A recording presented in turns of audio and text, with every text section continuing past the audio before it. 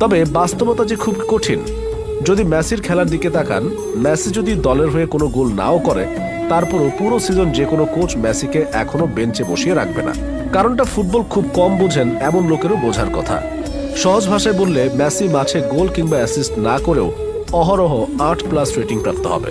মাঝমাঠে দাঁড়িয়ে হেঁটে হেঁটে মেসি এখনো যে প্লে মেকিং গুলো করেন, যা বর্তমানে অনেক সেরা মিডফিল্ডাররাও করতে ব্যর্থ। সুতরাং পরিষ্কারভাবে বোঝা যাচ্ছে, মেসি চাইলেই মাঝ মাঠে দাঁড়িয়ে হলেও অনায়াসেই আরো 3-4 সিজন দলের মূল একাদশে ঠাঁই করে নেবেন। কিন্তু ইংলিশ ক্লাব ম্যান ইউর পর রোনালদোকে জাতীয় দলেও সাইড বেঞ্চে বসে থাকতে হয়েছে, সেটাও বিশ্বকাপের মতো বড় আসরে।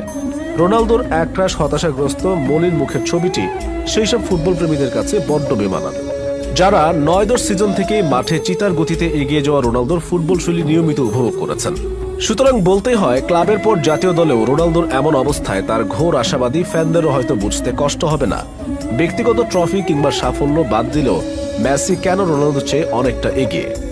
দিন শেষে রোনালদো মেসি যুগের সুন্দর পরিসমাপ্তি হোক, এমনটাই প্রত্যাশা বিশ্বের অগণিত ফুটবল প্রেমীদের।